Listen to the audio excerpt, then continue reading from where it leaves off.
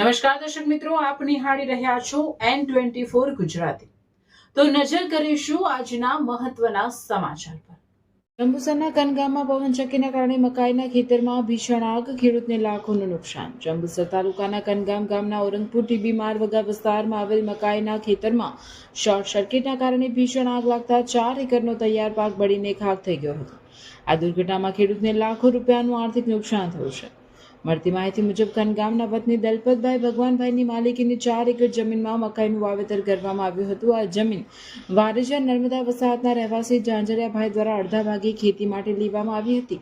ખેતરની બાજુમાં આવેલી પવનચક્કીમાં અચાનક શોર્ટ સર્કિટ થવાને કારણે અથવા અન્ય અગમ્ય કારણોસર આગ ભભૂકી ઉઠી હતી। આગમાં તૈયાર મકાઈનો પાક સંપૂર્ણપણે બળી ગયો હતો। અંદાજે ટ્રેક્ટરની એક ટ્રોલી ભરાય તેટલા મકાઈના ડોડા આગની ઝપેટમાં આવી નષ્ટ થયા હતા। ઉપરાંત 5000 થી 6000 જેટલા મકાઈના ઘાસના પૂડા પણ બળીને રાખ થઈ ગયા હતા।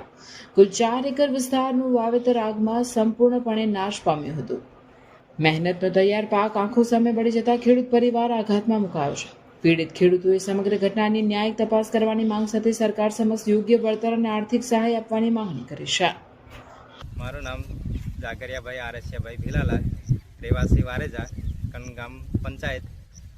હું આધે ભાગે ખેતર જમીન ખેડતો હતો ટીમી વગે, જે કંઈ મકાઈ બનાવી હતી એમાં કંઈ આગ લાગી, કંઈ પવનચક્કીના સર્કિટના લીધે કે પછી આગળ કોઈક હળગાયું, એમાં મારું બધું ખેતર 50% જેટલું નુકસાન બળીને ખાક થઈ ગયું। જાગરિયાભાઈ એમાં ઘાસ સારો તો એમાં કંઈ રહ્યું નથી। ટોટલી લગભગ 5-6 હજાર પૂરા નીકળે એવા હતા, બધા બળીને ખાક થઈ ગયા। ને મકાઈ હતા તે લગભગ 1 ટેલર જેટલા બળી ગયા છે, આખા જ કાઢવાના બાકી હતા ને બધું વેનવાનું બાકી હતું, બધું બળી ગયું। એમાં પૂરા તોડવાના બાકી હતા, એ બળી ગયા।